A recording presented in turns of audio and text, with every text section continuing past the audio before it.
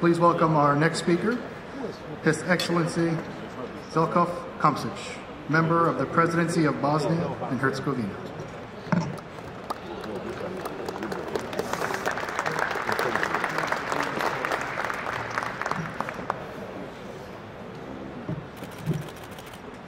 Congressman Turner, thank you for invitation and opportunity to be tonight here in Dayton.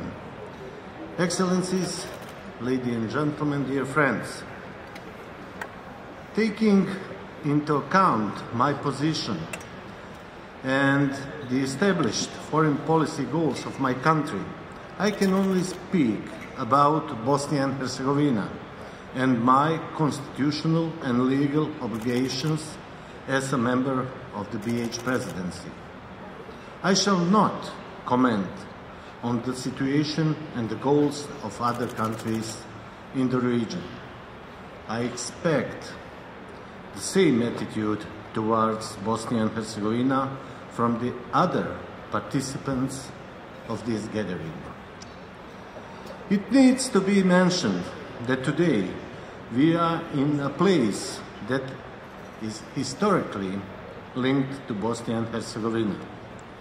Once again, I wish to express my gratitude to our hosts as well as to people of United States and the government, of course, of the United States for their overall engagement with Bosnia and Herzegovina from 1995 until today.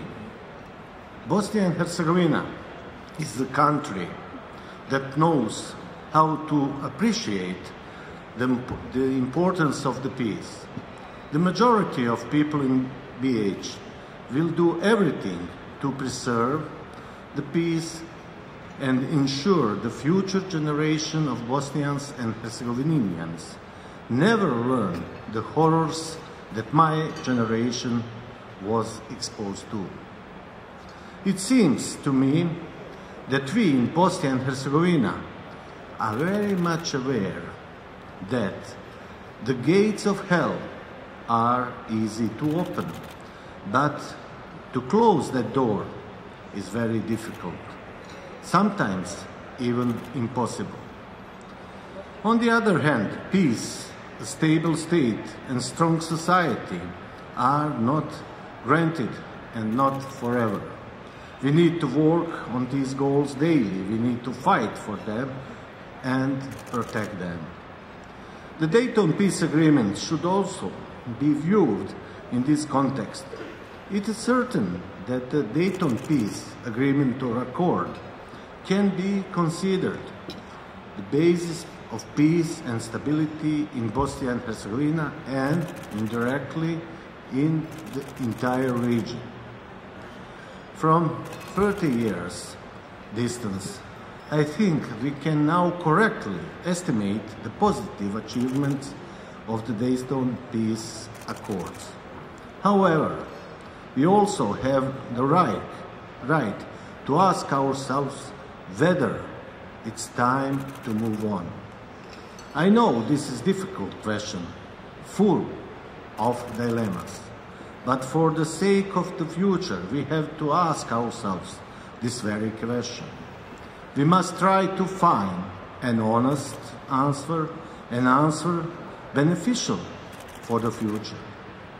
Is the constitutional framework provided by the Dayton Peace Accord sufficient for our country to move forward?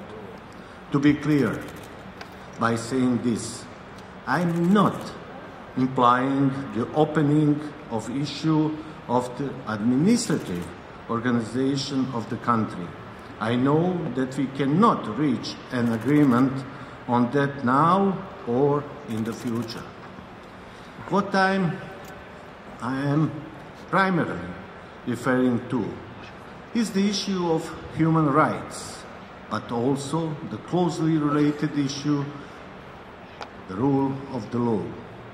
The fact is that Bosnia and Herzegovina discriminates against its citizens on identity issue and violates the human rights of its people. This has been repeatedly established by the Strasbourg Court of Human Rights. There is no acceptable answer to the question of why this is the case. The simple and logical truth is that correcting this injustice towards the citizens of Bosnia and Herzegovina will certainly not break and destroy the Dejton Constitution and the constitutional and administrative structure of BiH as regulated by Dayton Peace Accord. For this reason, I emphasize the need to urgently work on correcting this injustice towards the citizens of Bosnia and Herzegovina. This is conditio sine qua non for further progress in BiH.